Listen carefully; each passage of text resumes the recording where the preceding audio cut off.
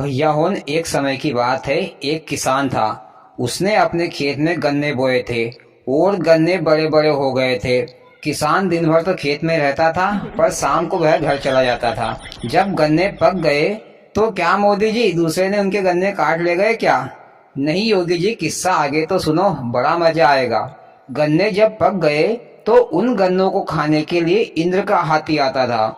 वह रोजाना रात में आता था और गन्ने खाकर चला जाता था। किसान जब दिन में जाता था, उसको लगता कि गन्ने कम हो गए हैं और गन्ने टूटे फूटे दिखाई दे रहे हैं। तो किसान ने सोचा कि रात में कोई न कोई जरूर आता होगा गन्ने खाने के लिए। तो वह किसान खेत में रात रुका और भैया रात हुई तो इंद्र का हाथी गन्ने खाने के लिए आ गया। और इंद्र का हाथी अपनी धुन में गन्ने खाए जा रहा है और इधर से किसान एकदम तुक लगा के बैठा ही था कि कब कौन आए, कब मैं उसको पकड़ूं। तो भैया हाथी तो गन्ने खा रहा था, इधर से किसान गया। मोदी जी, हाथी ने तो एक ही सुन में वो किसान को चित कर दिया होगा चारों को ने। नहीं भैया, सुनो तो सही, मैं बता रहा हूँ। किसान ने भैया हाथी से कहा कि तुम कहाँ रहते हो और मेरे खेत के गन्ने खाने के लिए रोजाना आ जाते हो? अगर तुम मेरे गन्ने खा जाओगे तो मैं क्या खाऊंगा और मेरा परिवार क्या खाएगा? तो भैया हाथी ने किसान से कहा कि भैया एक काम करना, मेरे को तुम्हारे गन्ने अच्छे लगते हैं तो मैं तुम्हारे गन्ने खा लेता हूँ और मैं तुमको, तुम मेरे लोग चलना, मैं तुमको वहाँ पर लड्डू खिलाऊंगा। तो किसान ने कहा कि चलो ठीक है, पर मैं तुम्हारे साथ जाऊंगा कैसे? मोदी जी, सिंपल सी तो बात है, हाथी अपनी पीठ पर बैठा रहता वो चला जाता। नहीं राहुल भैया, ऐसा नहीं है। हाथी तो मात्र अपनी पीठ पर इंद्र को ही बिठाता था, किसी और को नहीं बिठाता था। तो हाथी ने कहा कि एक काम करना भैया, तू मेरी पूंछ पकड़ लेना और मेरे साथ चल देना। तो किसान ने भैया हाथी की पूंछ पकड़ ली और हाथी आकाश में उड़ गया। उड़ते उड़ते वह अपने इंद्रलोक पहुंच गया और हाथी ने भैया किसान को जहाँ पर लड्डू रखे थे वहां पर लाकर छोड़ दिया। किसान ने भैया लड्डू उनको देखा, इतने सारे लड्डू, वो लड्डू भी छोटे मोटे नहीं, अरे तोप के बराबर के लड्डू। किसान ने सोचा कि एक लड्डू में तो मेरा पूरा परिवार 4 दिन तक खा सकता है। किसान ने ऐसा सोचा और फिर लड्डू खाने झुक गया। अब किसान से कितना लड्डू खवाए, उसने थोड़ा बहुत खाया और उसका पेट भर गया। और किसान ने भैया थोड़ा बहुत अपनी जेब में लड्डू रखे और हाथी की पूंछ पकड़कर दूसरी रात वापस आ गया। और भैया उसने अपने परिवार वालों को वो लड्डू खिलाए और गांव वालों को भी खिलाए। और फिर दूसरी रात का इंतजार करने लगा किसान ने भैया दूसरी रात फिर अपने घर से झोला उठाया और वह रात में भैया हाथी के साथ फिर इंद्रलोक गया। फिर वहां से भैया झोला भरकर लड्डू घर भी लेकर आया और पेट भरकर खाकर भी आया। और भैया अपने घर वालों को भी खूब लड्डू खिलाए और गांव वालों को भी थोड़ा थोड़ा लड्डू देता था। तो भैया गांव वालों ने उस किसान से पूछा कि भैया तुम ये लड्डू कहाँ से लाते हो, कौन सी दुकान से लाते हो, हमें भी ले चलना, हमको भी लाना है। तो भैया किसान ने गांव वालों को सारी बात बता दी। तो गांव वालों ने उससे कहा, अरे भैया तूने रात में सपना देखा होगा, इंद्र से कोई भला लड्डू भी ला सकता है। योगी जी एक काम करो, आगे की कहानी तुम ही सुना दो, मैं तो घर जा रहा हूँ।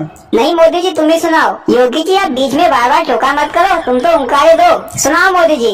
तो भैया गांव वालों ने उससे कहा कि भैया हमको भी ले चलना यार, हमको भी लड्डू खाना है, हम भी ले आएंगे घर झोला भरकर। तो किसान ने कहा कि भैया मेरे को इसमें कोई दिक्कत नहीं, चलना आज रात में मेरे खेत में, अपन सभी लोग चलेंगे लड्डू खाने के लिए और सब अपने अपने घर से झोला ले चलना और भरकर भी ले आना, कोई दिक्कत नहीं मेरे को। तो भैया गांव वाले होने सब अपने अपने घर से झोला उठाया और भैया रात में उस किसान के खेत में चले गए। और भैया रात में हाथी गन्ने खाने आया।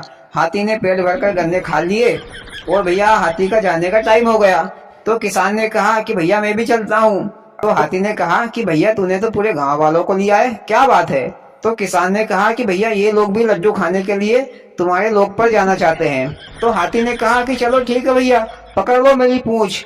तो भैया किसान ने तो सबसे पहले हाथी की पूंछ पकड़ ली। इसके बाद उसने कहा किसान ने सभी गांव वालों से कि एक काम करो भैया, तुम मेरी टांग पकड़ लो, फिर उसके बाद में तुम दूसरी टांग पकड़ लेना, फिर तुम दूसरी टांग पकड़ लेना, ऐसे करते करते भैया लाइन लगा लो। तो भैया सभी गांव वालों ने एक दूसरे के हाथ और पैर पकड़ लिए और लंबी लाइन लगा ली और भैया हाथी आकाश में उड़ चला। हाथी भैया आकाश में आधी दूर पहुंचा था। नीचे से एक भैया था, उसके दिमाग में आई, उसके मुंह में ज्यादा ही पानी आ रहा था। उसने कहा, अरे भैया सुनो तो सही। ऊपर वाले ने कहा, क्या बात है?